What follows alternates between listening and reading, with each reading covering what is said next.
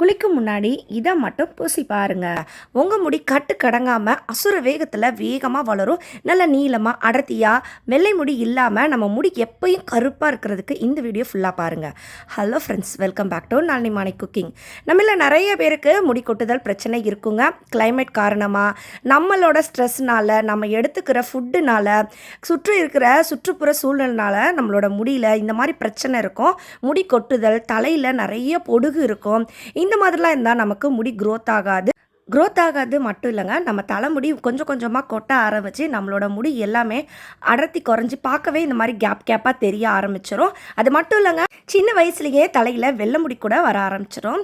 இப்படி நான் சொன்ன இந்த பிரச்சனையெல்லாம் நீங்கள் டெய்லி லைஃப்பில் ஃபேஸ் பண்ணுறீங்கன்னா நீங்கள் இந்த மாதிரி ட்ரை பண்ணுங்கள். உங்களோட தலைமுடி கொட்டுதல் இமீடியட்டாக ஸ்டாப் ஆகும். தலையில் தீரா பொடுகு தொல்லை, அரிப்பு, தலை ஒரு மாதிரி வறண்டு போகிறது, இந்த மாதிரியெல்லாம் பிரச்சனை இருந்ததுன்னா குளிக்கிறதுக்கு முன்னாடி இந்த ரெண்டே விஷயத்த செய்யுங்க. உங்கள் தலைமுடி நல்லா சூப்பராக வளரும். உங்களுக்கு வெள்ளை முடி பிரச்சனை கூட சூப்பராக கண்ட்ரோல் ஆகும். இந்த வீடியோவில் அது சம்மந்தமான ஒரு சில டிப்ஸ் சொல்ல போகிறேன். இதில் நான் 2 விதமான ப்ராசஸ் பண்ண போகிறேன். முதல் ப்ராசஸ்க்கு ஒரு மிக்ஸி ஜார் எடுத்துக்கோங்க. மிக்ஸி ஜாரில் 4-5 போல் கிராம்பு. இந்த கிராம்பில் இருக்கிற ஆன்டி இன்ஃப்ளமேட்டரி ப்ராப்பர்ட்டிஸ் நம்மளோட தலைக்கு நல்லாவே பிளட் சர்க்குலேஷன் கொடுக்கும். இதனால நம்ம தலையில் புது முடிகள் வளரதுக்கு இது ஒரு தூண்டுதலாக இருக்கும். இதனால நம்ம தலையில் புது முடிகள் வளர ஆரம்பித்து முடி நல்லா அடர்த்தியாக மாற ஆரம்பிக்கும். அடுத்தது கருஞ்சீரகம், ஒரு 1.5 ஸ்பூன் அளவுக்கு சேர்த்துருக்கேன். இந்த கருஞ்சீரகம் முடி வளர்ச்சிக்கு, முடி கொட்டுதல் பிரச்சனைக்கு ஒரு சூப்பரான ஒரு சொல்யூஷன். இதை நம்ம பயன்படுத்தும் போது முடி கொட்டுதல் இமீடியட்டாக ஸ்டாப் ஆகும். அடுத்து நான் எடுத்துருக்கிறது ஒரு கைப்பிடி அளவு செம்பருத்தி பூ தான் எடுத்திருக்கேன். என்னடா பூ இப்படி இருக்குன்னு யோசிப்பீங்க, இது காய வச்ச பூங்க. நிறைய பேருக்கு இந்த செம்பருத்தி பூ கிடைக்கிறது கொஞ்சம் கஷ்டமாக இருக்குங்க.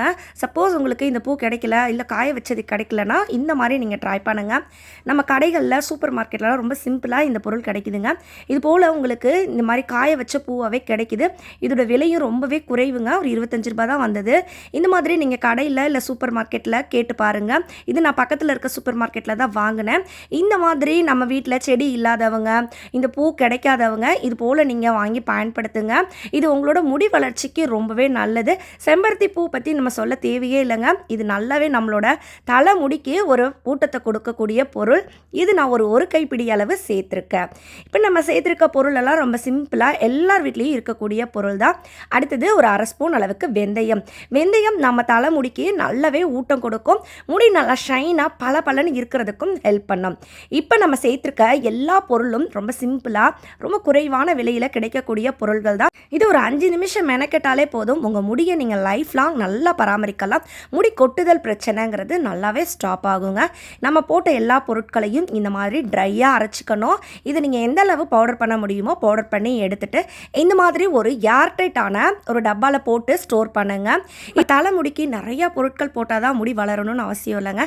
இந்த மாதிரி முடிகளுக்கு ஊட்டம் தரக்கூடிய ஒரு சில பொருட்கள் சேர்க்கும் போதே முடி நல்லா நமக்கு அடர்த்தியாக இருக்கும். முடி கொட்டுதல் ஸ்டாப் ஆகும். அரைச்சி எடுத்த இந்த பொருள் மூழ்கிற அளவுக்கு தேங்காய் எண்ணெய் இப்போ நான் சேர்த்துக்க போகிறேன். நீங்கள் எந்த அளவு இந்த பொருள் எடுத்திருக்கீங்களோ அந்த அளவு, அதாவது அது நல்லா மூழ்கி அதுக்கும் கொஞ்சம் மேலே இருக்கிற மாதிரி தேங்காய் எண்ணெய் ஊற்றிக்கோங்க. நான் ஒரு 50 மில்லி அளவு தான் இந்த தேங்காய் எண்ணெய் எடுத்திருக்கேன். இப்போ இந்த தேங்காய் எண்ணெய், இந்த அரைச்சி வச்ச பொடி, இது எல்லாம் கலந்த இந்த கலவையை நல்லா மிக்ஸ் பண்ணிவிடுங்க. இது நம்மளோட மேஜிக்கான ஹேர் ஆயில் ரெடிங்க. இது நீங்கள் 1000-2000 வெளியில் காசு கொடுத்து வாங்குறத விட ரொம்ப சிம்பிளாக உங்கள் வீட்டில் உங்கள் கைப்பட செஞ்சு பாருங்கள். இதோட ரிசல்ட் உங்களுக்கு சூப்பராக சாட்டிஸ்ஃபை ஆகும். இதை பயன்படுத்துறதுக்கு முன்னாடி இந்த 2-3 விஷயத்தை நீங்கள் கண்டிப்பாக ஃபாலோ பண்ணணும். ஏன்னா இதை நீங்கள் டைரெக்டாக உங்களோட ஹேரில் அப்ளை பண்ண முடியாது. இதை அப்ளை பண்ணுறதுக்கு முன்னாடி இந்த விஷயங்களை செஞ்சுக்கோங்க. இப்போ இந்த எண்ணெய் பாட்டிலை நல்லா வெயிலில் வச்சு ஒரு 2 நாள் போல் வெயிலில் வச்சு எடுத்துக்கோங்க. நல்லா வெயிலோட அப்சார்ப்ஷனுக்கு அப்புறம் இந்த எண்ணெயை நம்ம பயன்படுத்தணும். இந்த எண்ணெயை நம்ம பயன்படுத்துறதுக்கு முன்னாடி இதை நம்ம வடிகட்டி பயன்படுத்திக்கலாம். எண்ணெயில் கலந்த இந்த பொருட்கள் வெயிலில் வைக்கும்போது நல்லா ஊறி இந்த எண்ணெயில் அந்த பொருளோட சாறு எல்லாமே இறங்கி இருக்கும். அதனால தான் நல்லா வெயிலில் 2 நாள் காய வச்சு நல்லா ஊற வச்சு இந்த எண்ணெயை பயன்படுத்தணும். இப்போ இந்த எண்ணெயை நம்ம பயன்படுத்தலாங்க. இந்த எண்ணெயை நீங்கள் எப்போல்லாம் பயன்படுத்த போகிறீங்களோ அதுக்கு முன்னாடி இந்த விஷயம் செய்யணும்.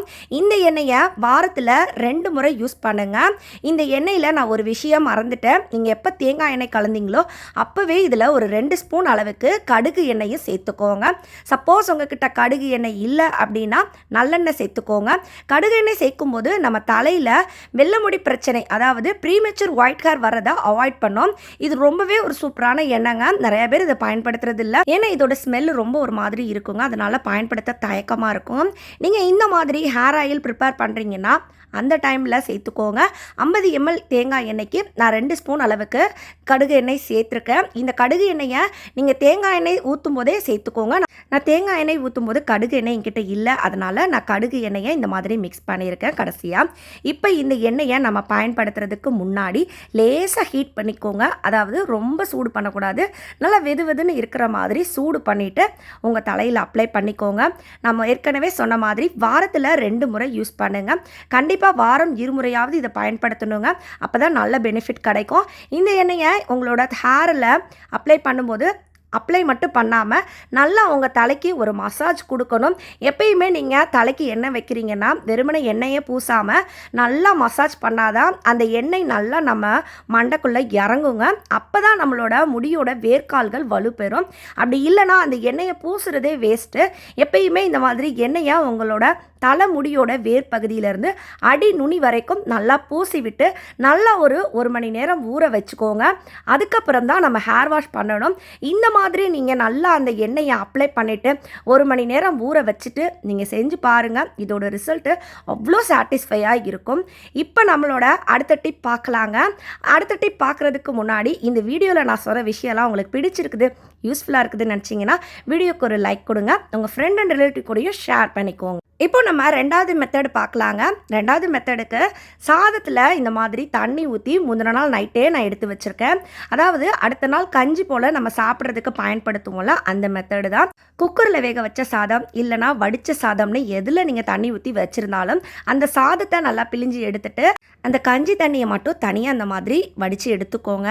இப்போ இந்த தண்ணியை இது போல் பயன்படுத்தும் போது உங்கள் தலையில் அரிப்பு, வறட்சி, குறிப்பாக பொடுகு தொல்லை, இந்த பிரச்சனையெல்லாம் இருந்தால் இது சூப்பராக கண்ட்ரோல் பண்ணும்.